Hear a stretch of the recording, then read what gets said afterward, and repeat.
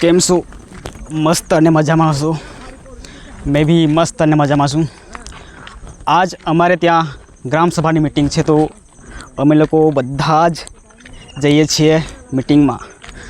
તો ત્યાંથી શું માહિતી મળશે એ હું તમને વિગતે બતાવીશ. તો મારા વિડીયોમાં બન્યા રહો. થોડોક ટાઈમ વચ્ચે હોતો તો અમે લોકો કંઈક ફરવા આવ્યા છે ત્યાં સુધી, અને આ બધા લોકો બી મારી સાથે જ છે, કેમ કે ભાઈ 5 વાગવામાં 5 મિનિટ બાકી છે. ત્યાં સુધી અમે રેસ્ટ કરીએ છીએ આ બાજુ. તો થોડીક સમયમાં જઈએ છીએ મીટિંગમાં. હવે અમે લોકો જઈએ છીએ.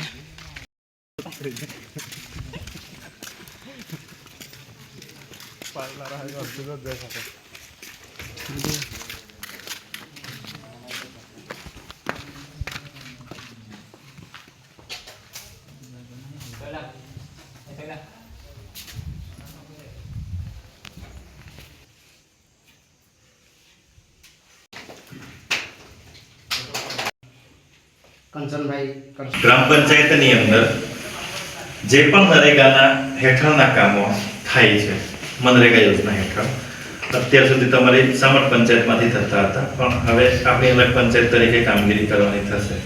તો આખા વર્ષ દરમિયાન જે પણ મનરેગા હેઠળના કામો મંજૂર કરવા માટે ગ્રામ પંચાયતે જે ઠરાવ આપવાનો થાય, એ ઠરાવ 2 ઓક્ટોબરના દિનનો જે ગ્રામસભા યોજાયેલી હોય એ દિવસને ધ્યાનમાં રાખીને ગ્રામસભા આયોજન કરવામાં આવે છે, અને એનું જે પણ કંઈક આયોજન આપવાનું થાય મનરેગા યોજના હેઠળનું, એ આયોજન તાલુકા પંચાયતમાં પ્રોવાઈડ કરવા માટે ફક્ત ને ફક્ત 2 ઓક્ટોબરની ગ્રામસભાનું માન્ય રહી છે.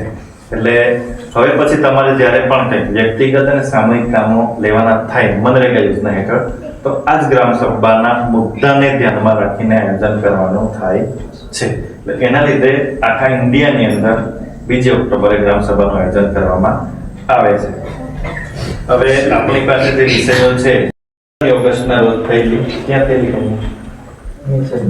નીચલી, હા, એટલે એક પીઆઈની ગ્રામસભા હતી.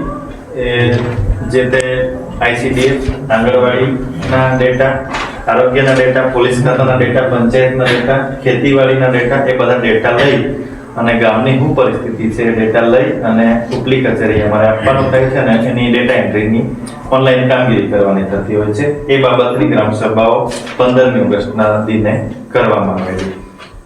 હવે ગ્રામ પંચાયતમાં બીજો જે વિષય છે, આવેલ અરજીઓ અને પરિપત્રનું વાંચન કરી નિકાલ કરવા બાબત. ગ્રામ સભાને લગતી ક્યારેક ગામના લોકોની અરજીઓ હોય, અન્ય ઉપલી કચેરીમાંથી કોઈ પરિપત્ર થયેલો હોય, તો એ આપણે અહીંયા વંચાને લેવામાં આવે છે. હવે હાલ લગભગ ટોપ પ્રાયોરિટી પર આપણે ત્યાં પ્રધાનમંત્રી આવાસ યોજના ની કામગીરી બહુ મોટા પાયે ચાલી રહેલી છે. એક બાજુ સર્વેની કામગીરી ચાલે છે, બીજી બાજુ બીજા ત્રીજા સત્તાનું જીઓ ટેકિંગની કામગીરી, વેરિફિકેશનની કામગીરી ચાલે છે. સાથે આપણી પાસે ઉપલી કચેરીમાંથી પ્રધાનમંત્રી આવાસના બાકી રહી ગયેલા લાભાર્થીઓની યાદી પણ મંગાવવામાં આવે છે. તો અત્યારે વાગ્યા છે 6 અને કાર્યક્રમ પૂરો થયો છે. તો તલાટી સાહેબે અમને ખૂબ સારી માહિતી આપી, અને ગામ લોકોનો પણ આભાર જે શાંતિથી બેઠા. તો અત્યારે વાગ્યા છે 6 અને અમે લોકો ઘરે જઈએ છીએ.